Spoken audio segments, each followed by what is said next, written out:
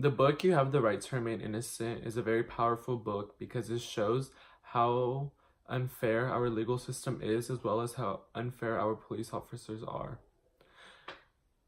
After reading the book, there were a lot of cases in where innocent people were taken to jail because of how unfair our police officers were during the interrogation process. One of the scenarios that really caught my attention was that of Nagia Trugan. She was a 16-year-old mother who had just given birth 2 days after her baby had died. She always stated that she was innocent, but the only reason that she confessed that she was guilty of killing her baby was because of the pressure put on by the officers and the long hours of interrogation. Also because the officers claimed that they would help her in keeping her case in a minimal punishment. This resulted in her confessing about her baby.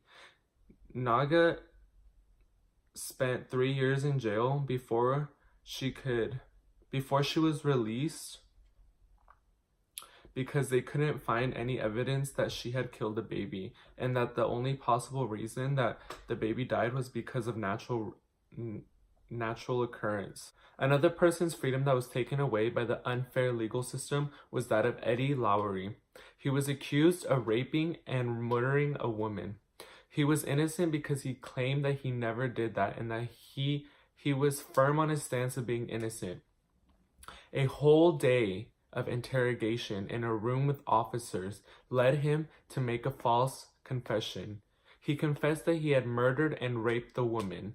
This led to the police officers putting him in jail for a total of 20 years. 20 years of his freedom that was taken away because of the pressure of police officers and how he made this false confession.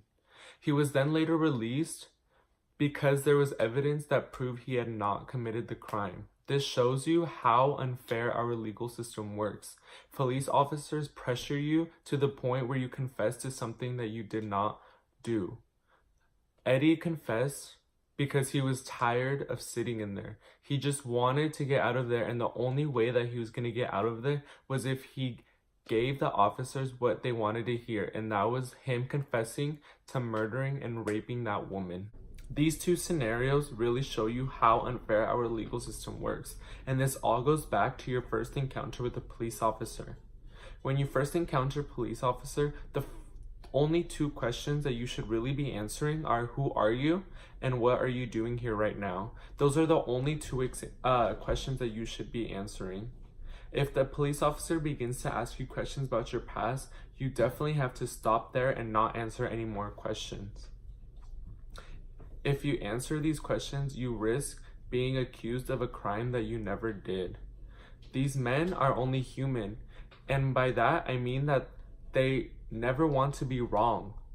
If they will, in their head, they will think that everything is all right, and if you say something, they will try to make it seem like you're guilty of something. So you definitely want to stop there.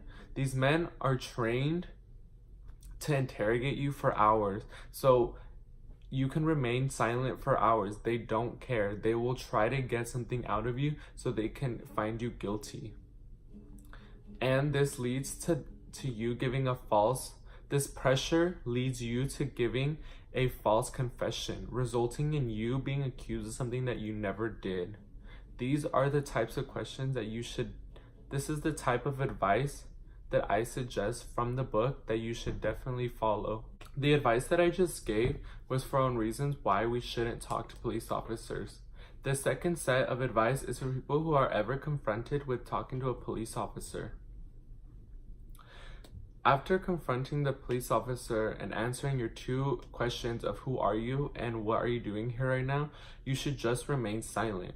You had that right, and it's called the Fifth Amendment.